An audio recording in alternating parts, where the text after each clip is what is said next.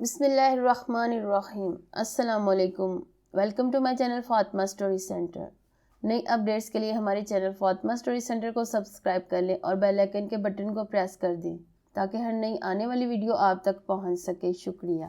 رشیدہ کہتے ہوئے عاصم لانچ میں آیا تو سما ہی نے ڈالا تھا۔ رشیدہ صوفوں پر غلاف چڑھا رہی تھی۔ پسینے سے شرابور چہرہ گرمی کی شدت سے سرخ ہو رہا تھا۔ چلچلاتی دھوپ میں بازار سے سودا سلف لانے کے بعد وہ درزی سے چند دن پہلے سلنے کے لیے دیے غلاف واپس لے کر آئی تھی۔ عاصم نے کچھ روز پہلے صوفہ خریدا تھا۔ رشیدہ بضد تھی کہ اس کو اسی طرح پیک رہنے دیا جائے، مگر عاصم نہ مانا اور زبردستی صوفے کو لانچ میں سیٹ کرنے کے لیے کہا تو رشیدہ بگڑ گئی۔ پلیز عاصم، اسے نئے گھر میں سجاؤں گی۔ نیا گھر؟ وہ ہنسا۔ ارے ابھی تو پلاٹ لیا ہے، گھر بنتے بنتے 2 سال لگیں گے، تب تک گودام میں پڑا خراب ہو جائے گا۔ اسے لاؤنج میں بچھاؤ گی تو خراب ہونے سے بچ جائے گا۔ جو چیز آتی ہے اسے انجوائے کرو۔ اچھا تو نئے گھر میں پرانی چیزیں رکھوں گی، بچھانے سے یہ پرانا ہو جائے گا۔ پرانا کیوں ہونے لگا، نیا ہی رہے گا۔ قیمتی صوفہ لیا ہے، مذاق نہیں ہے۔ بچوں نے کوشش خراب کر دی ہے۔ پھر وہی بات۔ عاصم مسکرا دیا اور بولا، جو پردے بنوائے تھے وہ صندوق میں کیوں بند کر دیے ہیں؟ وہ بھی نئے گھر میں لگاؤں گی۔ مگر وہ تو اس گھر کے دروازوں کے سائز کے بنے ہیں۔ کیا خبر نئے گھر میں دروازے کتنے بڑے بنے؟ پردے خوبصورت ہیں، میں دروازے پردوں کے سائز کے بنواؤں گی۔ واہ واہ! عاصم کھلکھلا کر ہنس پڑا۔ اچھا جتنا مرضی مزاح کر لو، مگر میں تو پردے، ڈنر سیٹ اور دیگر نئی چیزیں اسٹور میں ہی بند رہنے دوں گی۔ بس ایک بار گھر بن جائے تو دل کے سارے ارمان پورے کروں گی۔ عاصم نے رشیدہ کی جانب دیکھتے ہوئے کہا، چلو باقی سارا سامان نئے گھر میں لگانا، لیکن یہ صوفہ اس گھر کے لانچ میں ہی بچھے گا۔ ٹی وی دیکھتے ہوئے مزہ آئے گا۔ عاصم سے تکرار کرنے کی جسارت نہ کر سکی۔ صوفہ واقعی اس نے بڑے شوق سے خریدا تھا، کافی آرام دہ تھا۔ دوسرے دن ہی اس نے پردوں کی دکان کا رخ کیا اور جٹ سے اس کے غلاف بنوا لیے، اور آج اس کڑی دھوپ میں غلاف لے کر آئی تھی۔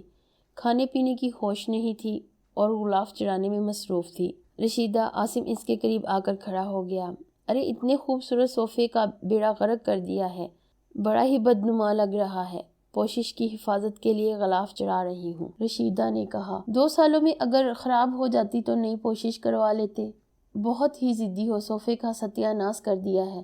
سرخ سفید چہرے پر پسینے کے قطرے بہنے لگے۔ اس نے غصے سے دیکھا اور دوپٹے کے پلو سے پسینے کو پونچھ کر کہا، تنکا اکٹھا کر کے گھر بنایا ہے، سنوارا ہے، چیزوں کی حفاظت کی ہے۔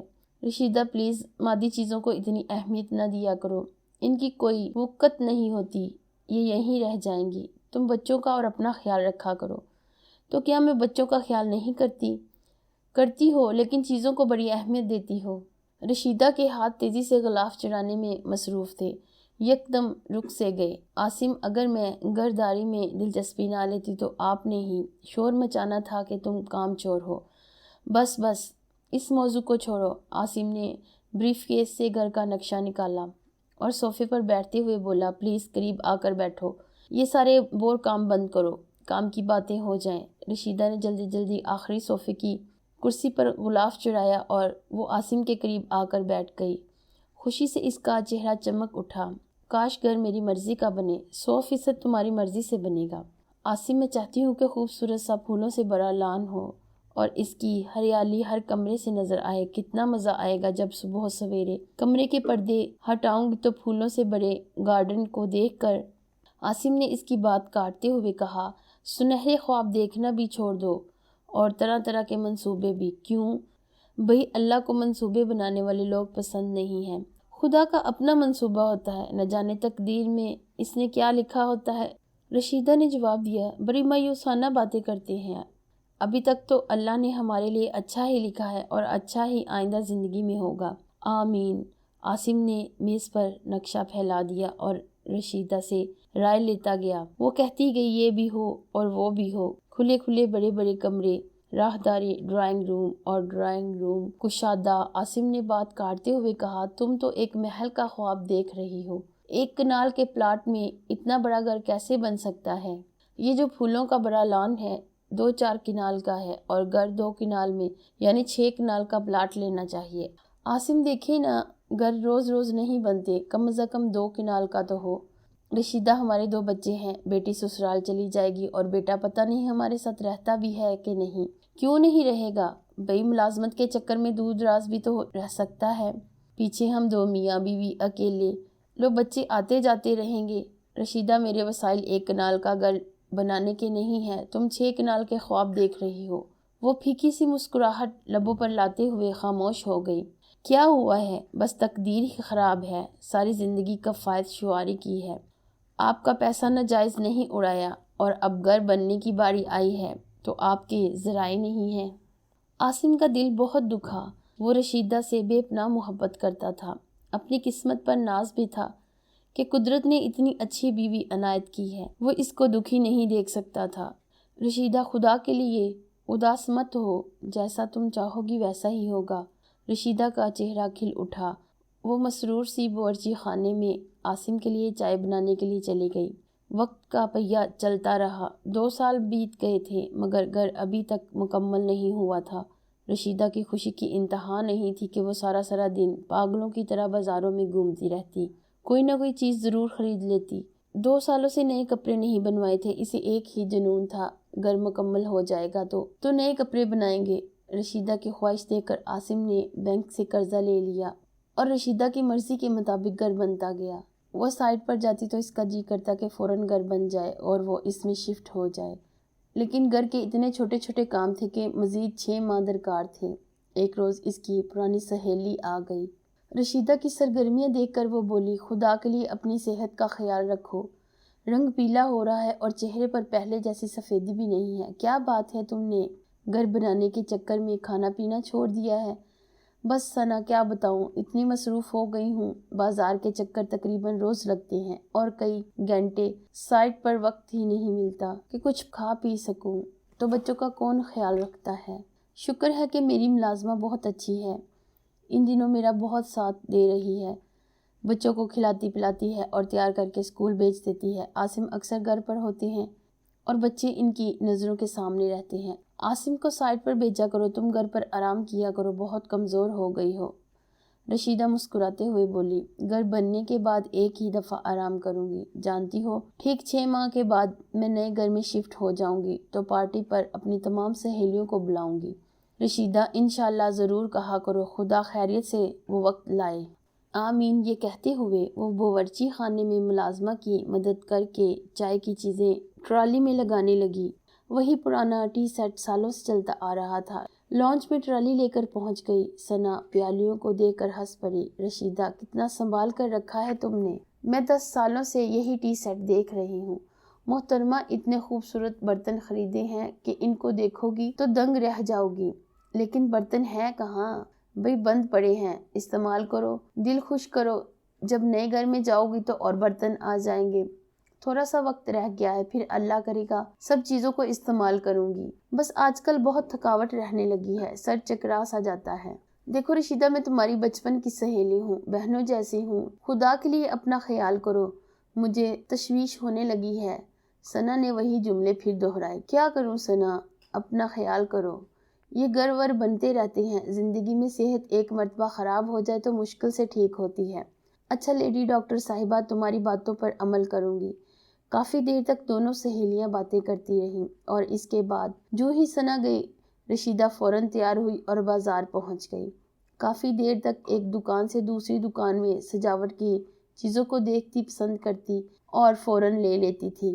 تھکی ٹوٹی گھر لوٹی، کچھ دیر بچوں کو دیکھا اور پھر سائٹ پر پہنچ گئی۔ اس طرح 6 مہینے بھی گزر گئے، گھر مکمل ہو گیا۔ رشیدہ کی خوشی دیکھنے والی تھی، عاصم بھی مسرور تھا۔ رشیدہ کی مدد سے گھر بہت اچھا بن گیا تھا۔ دونوں نے مل کر طے کیا کہ شفٹنگ کے ٹھیک 1 ماہ بعد بہت بڑی پارٹی کا اہتمام کریں گے، رشتہ داروں کے علاوہ اپنے دوست احباب کو بلائیں گے۔ نئے گھر کے لان میں پھول اور گھاس اگنی شروع ہو گئی، واقعی ہر کمرے سے لان کا ویو نظر آتا تھا۔ دھیرے دھیرے رشیدہ سامان کمروں میں لگاتی گئی، آخر چند روز میں گھر نئی چیزوں سے سج گیا۔ کچھ چیزیں رہ گئی تھیں جو پارٹی میں کام آتی تھیں، انہیں لینے کے لیے وہ بازار گئی۔ گھومتے گھماتے وہ ایک اسٹور میں گھس گئی۔ اس اسٹور میں ایک سے بڑھ کر ایک چیز مہیا تھی۔ وہ کھڑی شو کیس میں رکھے اسٹور کے ڈونگے دیکھنے لگی۔ ایک دم سے اسے بڑے زور کا چکر آیا تو وہ قریب ہی رکھی ہوئی کرسی پر بیٹھ گئی۔ رنگت پیلی زرد ہو گئی۔ دکاندار پریشان ہو گیا۔ اس نے رشیدہ سے گاڑی کا نمبر پوچھ کر باہر پارکنگ میں ڈرائیور کو بلایا اور اسے گھر جانے کی تلقین کی۔ گھر پہنچی ہی تھی کہ عاصم آ گیا۔ باہر ہی سے ڈرائیور نے بتا دیا کہ بیگم صاحبہ کی طبیعت ٹھیک نہیں ہے۔ وہ پریشان سا کمرے میں داخل ہوا۔ دیکھا نا، جس بات کا مجھے ڈر تھا وہی ہوا ہے۔ تم اپنی صحت کا خیال نہیں کرتی۔ یہ چکر بھی کمزوری سے آیا ہے لگتا ہے۔